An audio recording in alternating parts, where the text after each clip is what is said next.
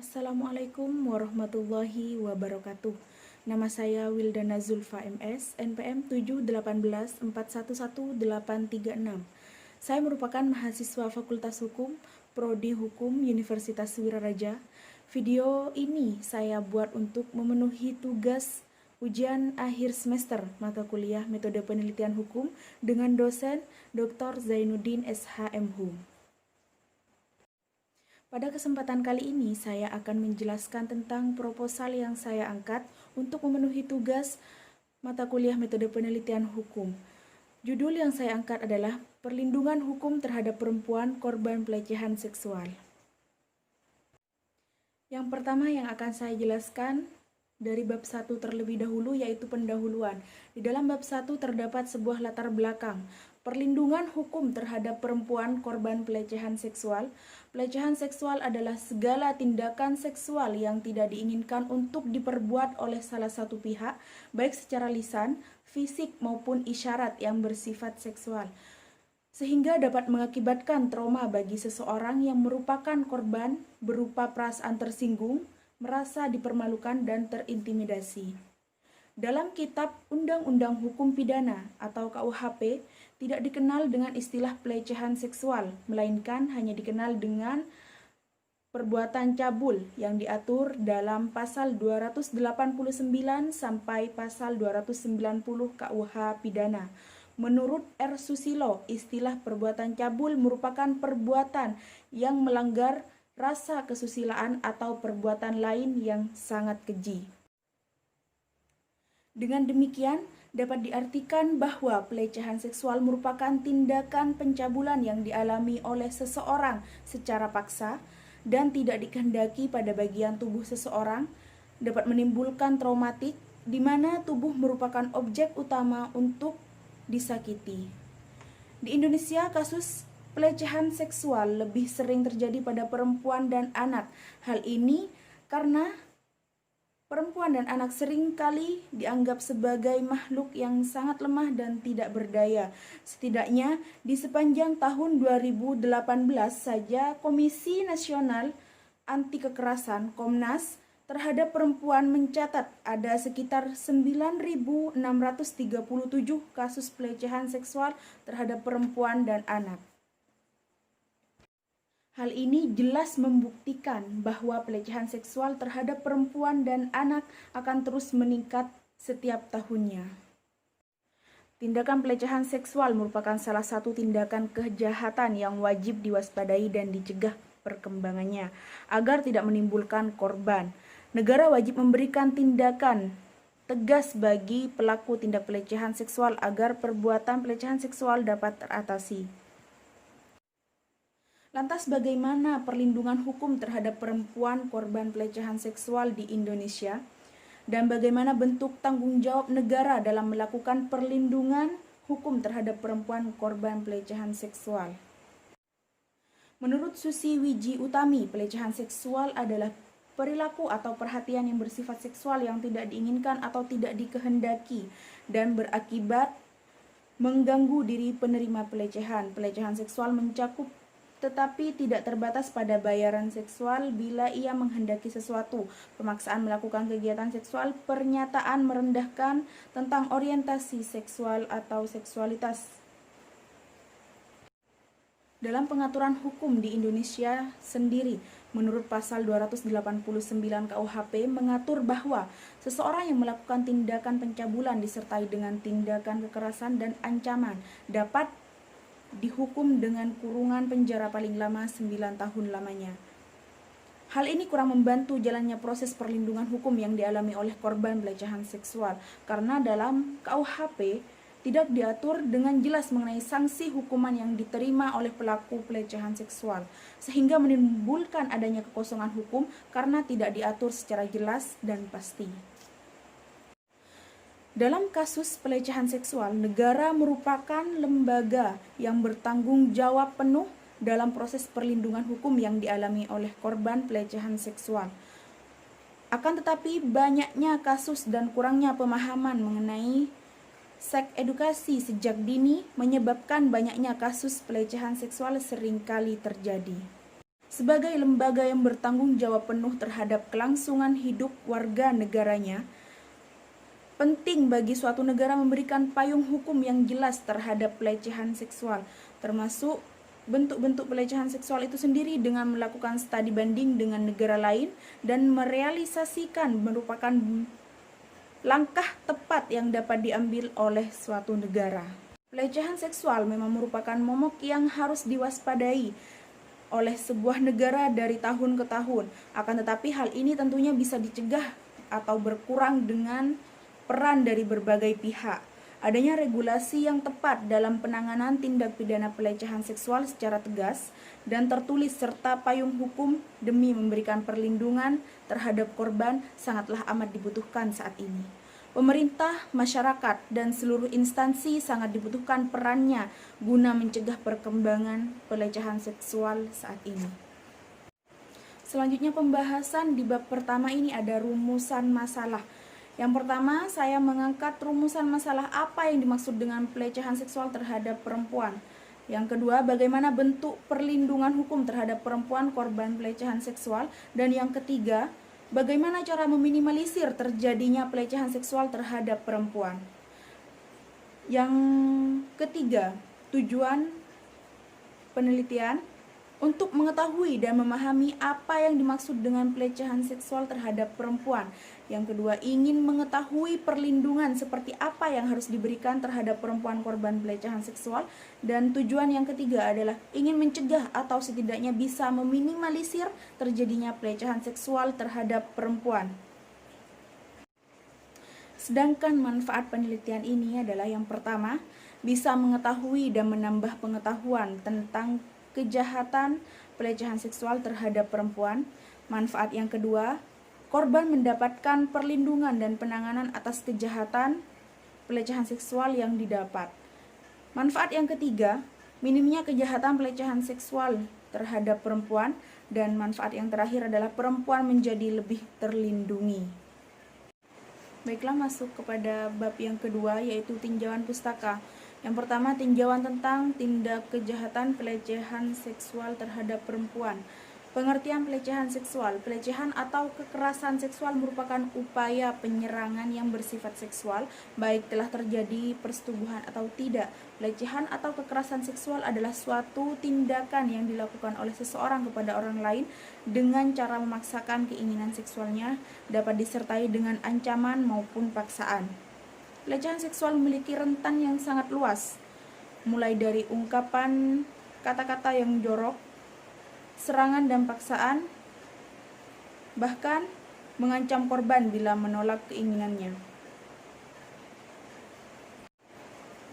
Bentuk-bentuk pelecehan seksual. Berdasarkan bentuk-bentuk pelecehan seksual dapat dikategorikan menjadi 3, yaitu pelecehan seksual berdasarkan perlakuan yang diterima korban. Yang kedua, pelecehan seksual berdasarkan batasannya.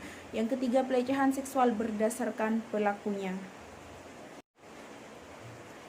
Tinjauan yang kedua yaitu tinjauan tentang bentuk perlindungan hukum terhadap perempuan korban pelecehan seksual. Kasus tindak pidana kekerasan seksual paling banyak menimbulkan kesulitan dalam menyelesaikan, baik pada tahap penyelidikan, penuntutan, maupun pada tahap penjatuhan putusan. Selain kesulitan dalam batas di atas, juga kesulitan pembuktian, misalnya kekerasan seksual atau pembuatan cabul yang umumnya dilakukan tanpa kehadiran orang lain. Tinjauan yang kedua yaitu tinjauan tentang bentuk perlindungan hukum terhadap perempuan korban pelecehan seksual. Kasus tindak pidana kekerasan seksual paling banyak menimbulkan kesulitan dalam menyelesaikan, baik pada tahap penyelidikan, penuntutan, maupun pada tahap penjatuhan putusan. Selain kesulitan dalam batas di atas, juga kesulitan pembuktian, misalnya kekerasan seksual atau pembuatan cabul yang umumnya dilakukan tanpa kehadiran orang lain. Walaupun banyak tindak pidana kekerasan seksual yang telah diproses sampai ke pengadilan, tapi kasus-kasus itu pelakunya tidak dijatuhi hukuman maksimal sesuai dengan ketentuan perundang-undangan yang tercantum dalam Kitab Undang-Undang Hukum Pidana Bab 16 tentang kejahatan terhadap kesusilaan pasal 281 sampai dengan 285 yang menyatakan barang siapa dengan kekerasan atau ancaman kekerasan memaksa seorang wanita bersetubuh dengan dia di luar pernikahan diancam karena melakukan pemerkosaan dengan pidana penjara paling lama 12 tahun. Alasan kasus-kasus kekerasan seksual tidak dilaporkan oleh korban pada penegak hukum yang banyak terjadi untuk diproses ke pengadilan karena beberapa faktor, di antaranya korban merasa malu dan tidak ingin aib yang menimpanya diketahui oleh orang lain, atau korban merasa takut diancam oleh pelaku bahwa dirinya akan dibunuh jika melaporkan kejadian tersebut kepada polisi. Hal ini tentu saja mempengaruhi perkembangan mental atau kejiwaan itu sendiri untuk mewujudkan rasa keadilan bagi korban dan juga berpengaruh pada proses penegakan hukum itu sendiri untuk mewujudkan rasa keadilan bagi korban dan masyarakat. Sekalipun naskah rancangan KUHP Nasional Tindak Pidana terhadap perbuatan melanggar kesusilaan di muka umum bab 16 pasal 467 sudah selesai disusun, namun rancangan ketentuan sekitar tindak pidana di bidang kesusilaan bukan jenisnya melainkan konstruksi hukumnya masih memerlukan kajian secara khusus, terutama dari sudut pendekatan kriminologi dan viktimologi. Faktor korban berperan penting untuk dapat mengatasi atau menyelesaikan kasus kekerasan seksual. Hal ini memerlukan keberanian dari korban untuk melaporkan kejadian yang menimpanya kepada polisi. Diharap dari pengaduan ini, maka kasus dapat terbuka dan dapat segera diproses pemeriksaannya sehingga korban akan memperoleh keadilan atas apa yang menimpanya. Yang ketiga adalah tinjauan tentang bagaimana upaya meminimalisir terjadinya pelecehan seksual terhadap perempuan. Secara umum, Komnas Perempuan mencatat terdapat 3.915 dari 406.178 kasus kekerasan terhadap perempuan dalam ranah publik dan komunitas. Artinya kekerasan terjadi di mana korban dan pelaku tidak memiliki hubungan kekerabatan.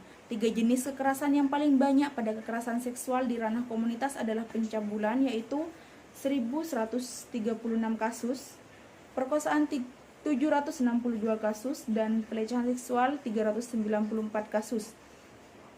Tulis Komnas Perempuan pada tahun 2019 berdasarkan sebuah studi yang terbit dalam PLOS ONE pada 14 November 2018, pendidikan seksual komprehensif pra perguruan tinggi termasuk pelatihan berbasis keterampilan menolak seks yang tidak diinginkan dapat menjadi strategi efektif untuk mencegah kekerasan seksual di kampus.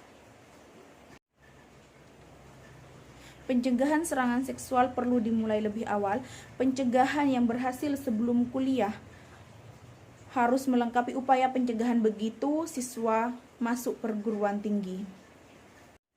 Selanjutnya masuk kepada bab yang ketiga, yaitu metode penelitian. Yang pertama, jenis penelitian. Penelitian ini yaitu menggunakan penelitian kualitatif, yaitu penelitian yang prosedur pemecahan masalah yang diselidiki.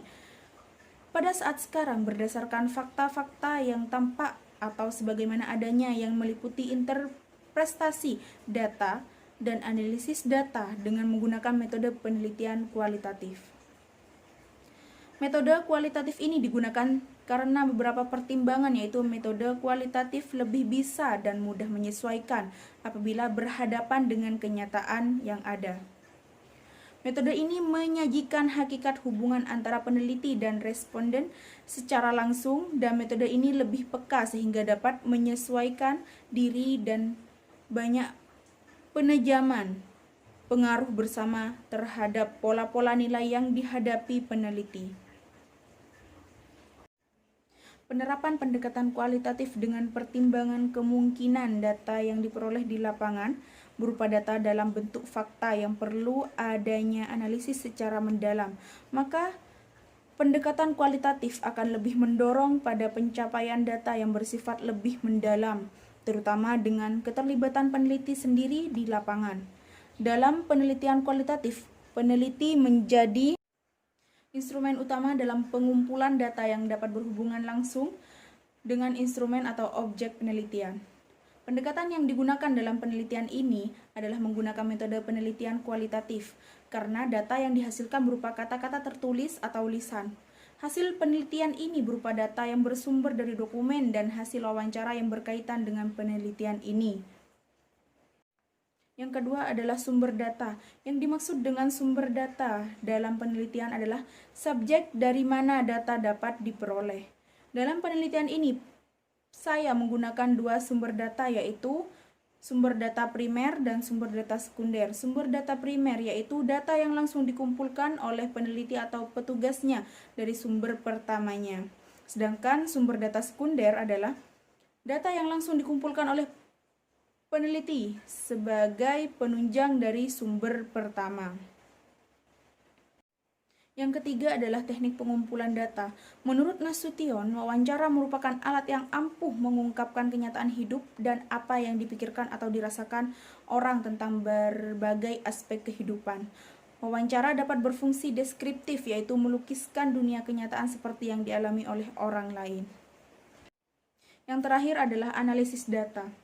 Analisis data merupakan kegiatan dalam penelitian yang berupa melakukan kajian atau telaah terhadap hasil pengelolaan data yang dibantu dengan teori-teori yang telah didapatkan sebelumnya. Kemudian mengklasifikasikan data untuk mempermudah analisis dengan menempatkan masing-masing data sesuai dengan sistematika yang telah direncanakan. Penyusunan menggunakan metode analisa kualitatif, yakni memperkuat analisa dengan melihat kualitas data yang diperoleh. Data yang telah dikumpulkan selanjutnya dianalisa dengan menggunakan metode deduktif, yaitu cara berpikir yang berangkat dari teori atau kaidah yang ada. Mungkin hanya itu yang dapat saya jelaskan atau paparkan. Kurang dan lebihnya saya mohon maaf.